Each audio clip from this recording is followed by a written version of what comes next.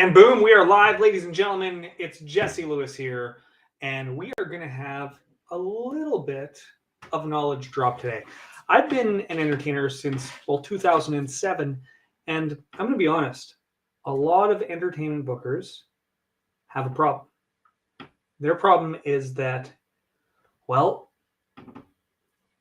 can actually be really hard to book high-quality entertainment and know that entertainer is going to be a good fit for your event. So that's what this whole video is really all about. It's 5 tips to teach you how to book entertainment that's perfect for your event. And what do I mean by perfect? Well, I'm going to tell you a story. First off, I perform hypnosis shows. Primarily, that is what I do. And about 17 years ago, something like that, I was hired for a holiday party and I didn't know any better. The client didn't know any better, and I made a mistake. You see, this holiday party only had 15 guests.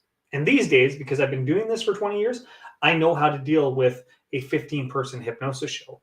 But back then, I was only 3 years in, and a 15-person hypnosis show was not a good fit.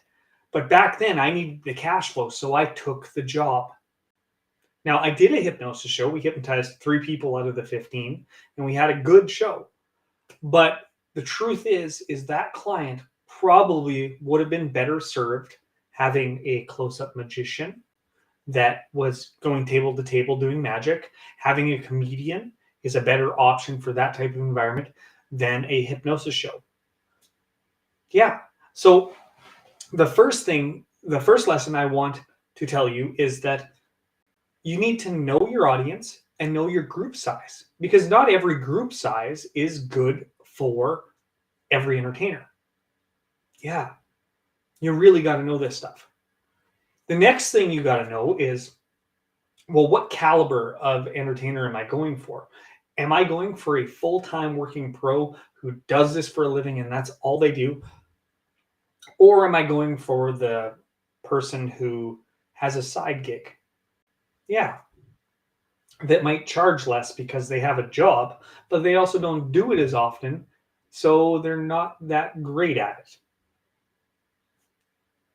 The second tip is to really know your budget, and specifically for that entertainment.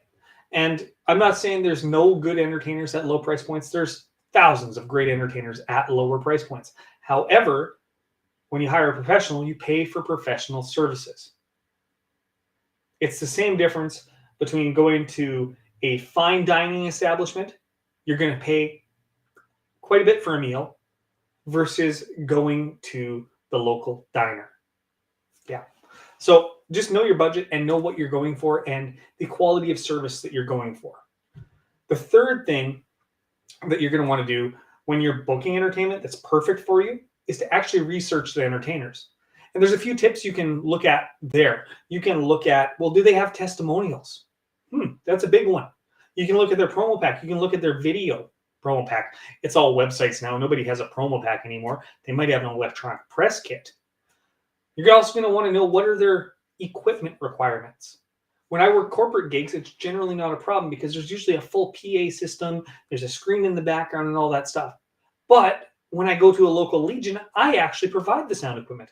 What does your entertainer provide for you as far as equipment goes? Or what did they actually need? I'm reminded of a time I knew somebody who, I won't say their names because they'll be embarrassed, but I know somebody who hired a production company that didn't actually provide the production that was needed. And it was just a communication error. The production company did one thing, the band needed one thing, and they thought they had it right, but they didn't. And that ended up costing the client extra money. So that's something you need to watch out for. What is actually required for the show?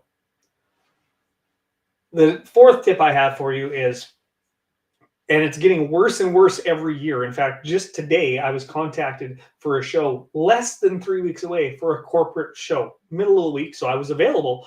But I'm going to be honest, most of those holiday party gigs, most of those Christmas party gigs, those staff appreciation events, they're booked at least 6 to 8 months out.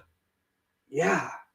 So if you want a high quality entertainer, you need to book as early as possible. I also know some entertainers that put a inconvenience fee when it's that close out, because they'll probably already have plans 3 weeks away for their life. So you need to book 6 or 8 months out so you can book the entertainer that you actually want.